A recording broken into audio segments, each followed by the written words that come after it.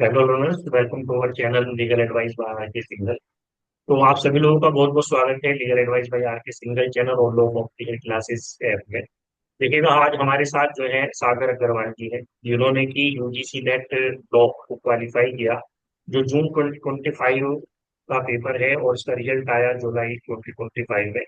तो सागर अग्रवाल जी आज हमारे साथ हैं, जिन्होंने इस नेशनल लेवल कंपटीशन को क्वालिफाई किया। He has vote 96.38 percentile in general category. तो सागर अग्रवाल जी, वेलकम टू दिस पॉडकास्ट। और सागर अग्रवाल जी, आप अपने बारे में थोड़ा सा हमारे लर्नर्स को बताएं, साथ में ये बताएं अपने एक्सपीरियंस की, भाई कितनी तैयारी किसी एक नए लर्नर को करनी चाहिए, अपने मीडियम के बारे में, अपना थोड़ा एकेडमिक बैकग्राउंड के बारे में बताएं। Welcome Sagar Agrawal. First of all, thank you so much, sir, for inviting me to this podcast. It being a great pleasure to be a part of this podcast today. Sir, my name is Sagar Agrawal, and I am from Bharatpur, Rajasthan only. I have completed my BA LLB integrated course from University of Rajasthan with 70 percentage. After that, in 2022, I have completed my master's in Constitution and Administrative Law with a 72.5 percentage. Sir, in 2023, I have cleared RSET exam, which is for assistant professorship in the state of Rajasthan. Uh, at the same time, I have cleared my JLO exam, which is a junior legal officer exam in Rajasthan, conducted by RPSC. And the interview was held in 2024, sir. At the same time, in 2024, I have appeared for the RJS, Rajasthan Judicial Services Mains Examination, and I was continuously preparing for NET because I deeply want to clear my NET examination. So I was preparing since 2021. This is my, I think, eighth attempt in which I have cleared my NET examination in 2025, June 2025. Sir. तो जैसे कि सागर अग्रवाल जी ने बताया कि इन्होंने 2020 में LLB qualify किया, 2022 में एलएलएम क्वालिफाई किया, और साथ साथ ये जो है जुडिशियल सर्विसेज के लिए जूनियर लॉ ऑफिसर का जो एग्जाम होता है राजस्थान में, या राजस्थान जो जुडिशियल सर्विसेज का एग्जाम है मेंस, वो भी उन्होंने दिया। तो कहने का मतलब यही, कंटिन्यूअसली आप जो है अपनी मेहनत में, अपनी पढ़ाई में लगे रहे। उसके साथ में उन्होंने कहा कि यूजीसी नेट के लिए भी मैंने प्रिपरेशन की 2021 2022 से। तो इस सीरीज में ये बताएं, सागर अग्रवाल जी, आपने अपना जो नेट का एग्जाम क्वालिफाई किया, उसके लिए आपने कोई ऑफलाइन कोचिंग ज्वाइन की या ऑनलाइन कोचिंग ज्वाइन की, या आपने अपनी सेल्फ स्टडी की? इसके बारे में हमारे लर्नर्स को बताएं। Sir, in 2021, 2022, I have joined you for the law examination, but I have not joined any classes for paper first. And this is was my weak point कि मैं इस वजह से शायद क्लियर नहीं कर पाया था।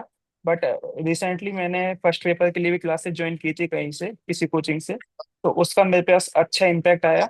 और साथ में लॉ की मैंने आपसे जब 21 में ली थी क्लासेस, एंड आफ्टर दैट 23 में मैंने रिवीजन बैच आपसे लिया था, तो उसका मेरे को काफी अच्छा बेनिफिट मिला सर इन माय प्रिपरेशन।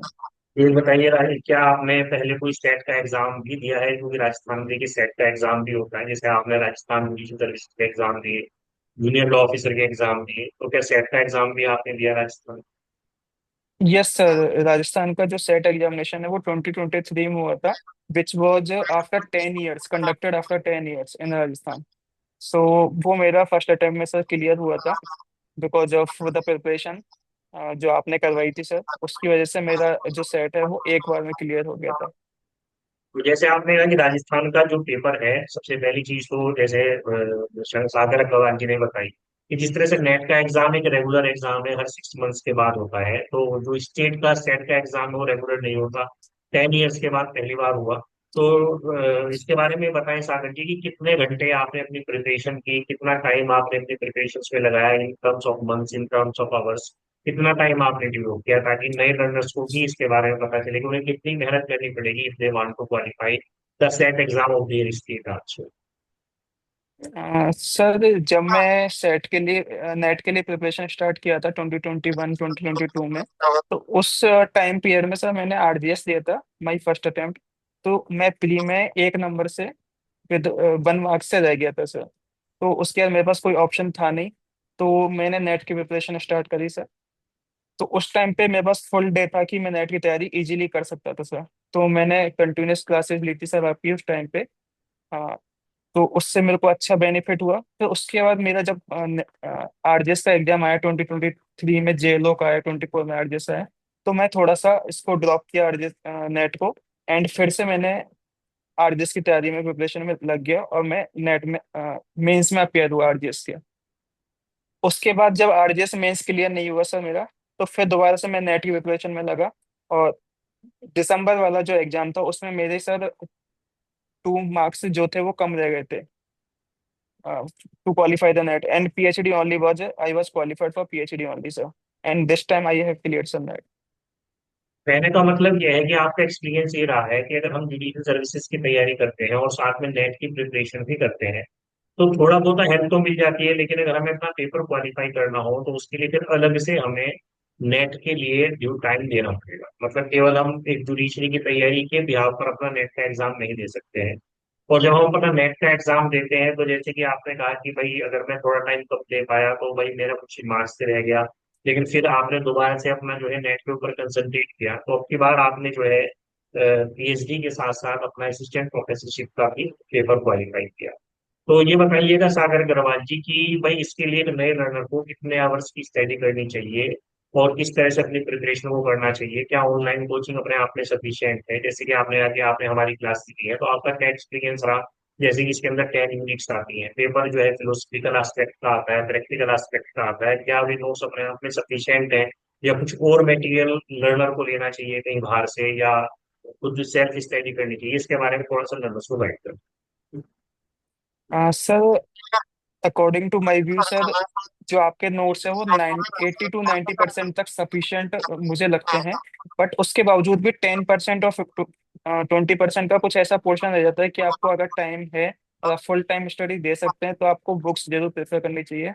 क्योंकि उससे आपका जो मार्क्स गेनिंग का जो भी अगर डाउट रह जाता है ना, वो क्लियर हो जाता है। और आप फर्स्ट अटेम्प्ट में ही अपने में क्लियर कर सकते हैं। क्योंकि मैं उस टाइम पे बुक्स प्रेफर नहीं कर रहा था, तो शायद उस वजह से भी मैं रह रहा था। अब मैंने बुक्स भी प्रेफर की थी साथ में, तो उसका भी शायद मेरे ऊपर पॉजिटिव इम्पैक्ट आया ऐसा। तो ये बताइए, जैसे आपने कहा कि फर्स्ट अटेम्प्ट में भी क्लियर किया जा सकता है, तो कितने आवर्स किसी लर्नर को देने चाहिए फर्स्ट अटेम्प्ट में अपने पेपर को क्वालिफाई करने? Sir, if they are doing consistently their work, तो 7 to 8 hours are sufficient for the day sir. कि अगर वो इतना स्टडी भी करते हैं तो that is more than sufficient sir. तो 7 to 8 आवर्स जो है वो अपने आप में सफिशिएंट रहेंगे। दूसरी चीज, जैसे आपने कहा कि 80 to 90% जो है वो नोट्स से कवर हो जाता है, तो क्या जो क्वेश्चंस एग्जाम में आए वो डायरेक्टली नोट्स से ही आपको मिले, या जो एग्जाम का जो ट्रेंड आया वो थोड़ा सा आपको हायर लेवल पे लगा, या ऑन द सेम लेवल जिस तरह से आपने अपने नोट्स वगैरह प्रिपेयर किए उसी लेवल का लगा? इसके बारे में थोड़ा सा बताइए।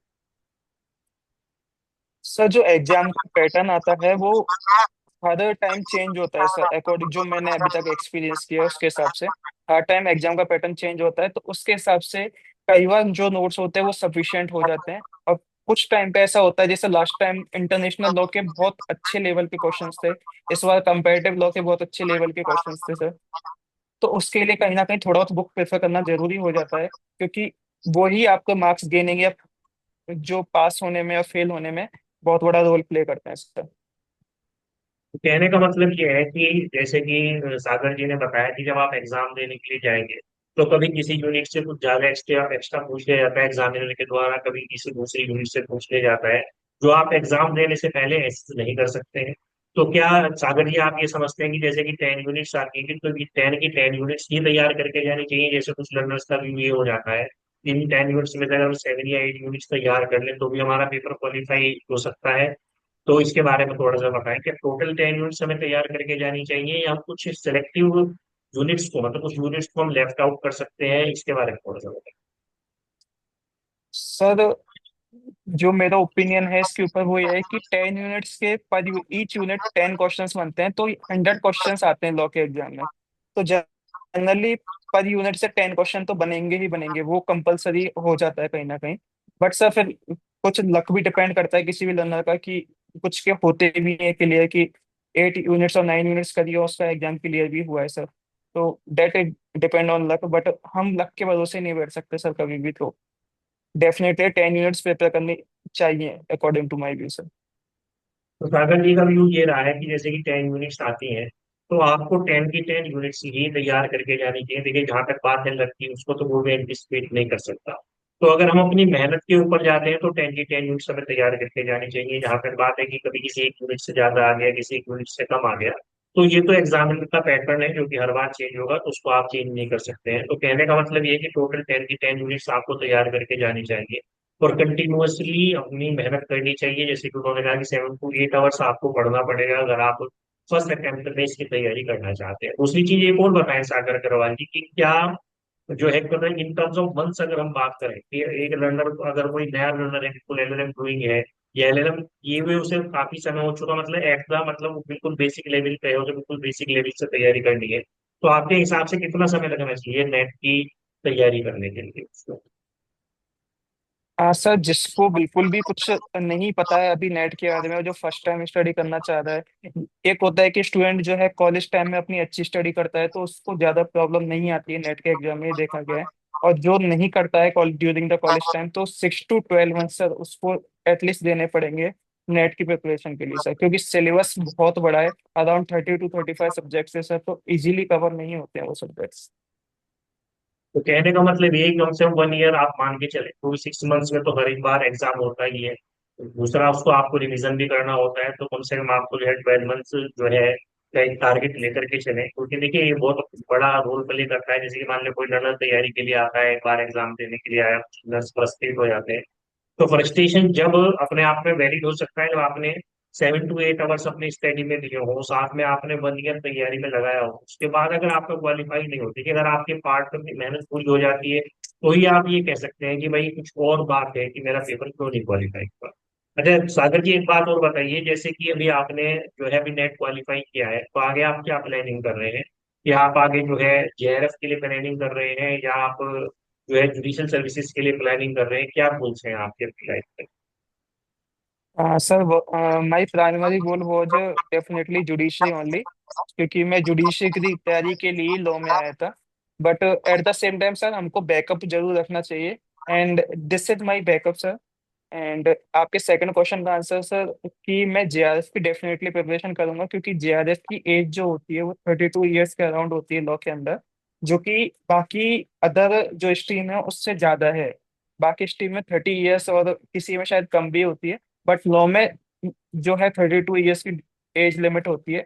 तो वहां तक हम जेआरएफ दे सकते हैं सर। तो डेफिनेटली मैं जेआरएफ की प्रिपरेशन करना चाहूंगा। At the same time sir I was trying to get admission in PhD only. तो कहने का मतलब है कि सागर जी का आगे अपना जो गोल है वो जुडिशरी में जाने का है, और साथ में वो जेआरएफ जैसे कि उन्होंने आपको बताया कि 32 ईयर्स तक हम दे सकते हैं, तो जेआरएफ के लिए भी वो जो है दोबारा से कोशिश करेंगे, उसके बाद जेआरएफ उनका जो है क्वालिफाई हो जाए। दूसरा एक चीज और बताइए सागर जी, क्या इसमें नंबर ऑफ अटेम्प्ट्स हैं कुछ कि भाई कितने अटेम्प्ट्स तक ही आप दे सकते हैं? अनलिमिटेड अटेम्प्ट्स हैं, जैसे कि आपने कहा मैं दोबारा जेआरएफ का पेपर दूंगा, इसके बारे में लर्निंग्स को बताएं। सर जितना मुझे इस चीज के बारे में आइडिया है सर, कोई अटेम्प्ट लिमिट्स नहीं है शायद इसके अंदर। कि आप एज लिमिट जरूर है जो मैंने बताया, भी 32 ईयर्स तक आप दे सकते हो। अटेम्प्ट्स का मुझे इस चीज के बारे में थोड़ा सा आइडिया कम है सर। देखिए नंबर ऑफ अटेम्प्ट इसमें नहीं है, तो आप अनलिमिटेड अटेम्प्ट्स दे सकते हैं। एक जरूर इसके अंदर है, वो भी लॉ में थोड़ी सी ज्यादा है, क्योंकि देखिए लॉ जो स्टूडेंट करता है वो ऑलरेडी ग्रेजुएट होता है, 3 ईयर्स उसके जो है वहां पर खत्म हो चुके होते हैं, तो इसलिए इसमें जो है एज का रिलैक्सेशन दिया गया है। इसके अलावा अगर आप एक वुमेन है तो भी एज का रिलैक्सेशन और ज्यादा है, ओबीसी है, SC ST है, तो उसके हिसाब से और 5 ईयर्स का ज्यादा रिलैक्सेशन आपको एज में मिल जाता है। दूसरी जहां तक ओबीसी कैटेगरी की बात है तो स्टेट वाइज मिलता है, और जो जनरल कैटेगरी लर्नर्स हैं उनके लिए तो ऑल ओवर इंडिया एक ही रूल है कि 32 ईयर्स तक आप अपना जेआरएफ दे सकते हैं। तो मेरी तरफ से बहुत बहुत कॉन्ग्रेचुलेशन सागर अग्रवाल जी को इस बार अपना नेट क्वालिफाई करने के लिए। आगे मैं होप करूंगा कि अपने जो है जो भी उनकी अपनी इच्छा है कि जेआरएफ करने की या जुडिशियल सर्विस में जाने की, उसको भी वो क्वालिफाई करें और इसी तरह से जो है आगे अपने जीवन में बढ़ते रहें। और मेरी तरफ से बहुत बहुत कॉन्ग्रेचुलेशन वंस अगेन, क्योंकि एक बार पहले ही मैंने कॉन्ग्रेचुलेट कर चुका हूँ राजस्थान के सेट के पेपर के को क्वालिफाई करने में। देखिए मेहनत तो सागर जी ही करते हैं, बस थोड़ा सा कंट्रीब्यूशन हमारा भी हो जाता है इनके साथ में। जब भी अपनी मेहनत करते हैं और किसी न किसी पेपर को क्वालिफाई करते हैं। तो once again I congratulate Sagar Agrawal ji for qualifying this national level test, and thank you for giving this podcast for me. Thank you so much sir for this wonderful opportunity sir, क्योंकि आपकी वजह से ही शायद मेरा नेट क्लियर हो पाया। Because मैं बहुत सारी चीज़ों में इंडल्ज हो रखा था, जुडिशरी की तैयारी भी करनी थी मुझे, नेट भी क्लियर करना था। तो कहीं ना कहीं क्लासेस का बिल्कुल मेरे पॉजिटिव इम्पैक्ट रहा है, जो आगे भी शायद मेरे जेआरएफ में जरूर हेल्प करेगा सर।